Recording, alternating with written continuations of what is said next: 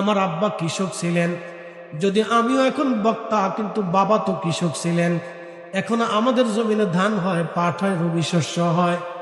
এই শস্য দিয়ে আমি শুধু না হয় বক্তাগিরি করলাম, আমার মতো আরো 10 জন না হয় আলেম হলো, কিন্তু আমাদের সেই পৈতৃক সম্পত্তি তো আর আমরা ভুলে যেতে পারি না।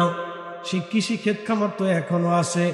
একজন কোটি কোটি টাকার ইন্ডাস্ট্রির মালিক হতে পারে, ইন্ডাস্ট্রির মালিকরা কিন্তু ভাত দেয় না, ইন্ডাস্ট্রির মালিকরা কিন্তু চাল উৎপাদন করে না।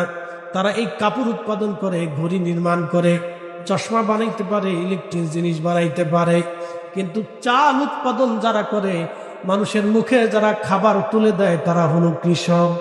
মানুষের সামনে যারা লবণ তুলে দেয় তারা কৃষক। মানুষের সামনে যারা এই সুন্দর সুন্দর মজার খাবার উপস্থাপন করে তারা কৃষক। তাহলে কৃষকরা হলো সব সাধকের বড় সাধক। কিন্তু ডিসি অফিসে কৃষকের কোনো মূল্য নাই, এসপি অফিসে কৃষকের কোনো মূল্য নাই, টিএনও অফিসে কৃষকের কোনো মূল্য নাই, হসপিটালে গেলে কৃষকের কোনো মূল্য নাই। কি কথা কর না জোরে বলে। আমার আব্বা কৃষক ছিলেন, যদি আমিও এখন বক্তা, কিন্তু বাবা তো কৃষক ছিলেন। এখন আমাদের জমিনে ধান হয়, পাট হয়, রবি শস্য হয়।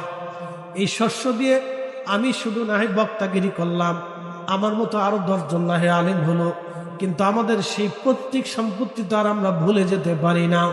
সেই কৃষি ক্ষেত খামার তো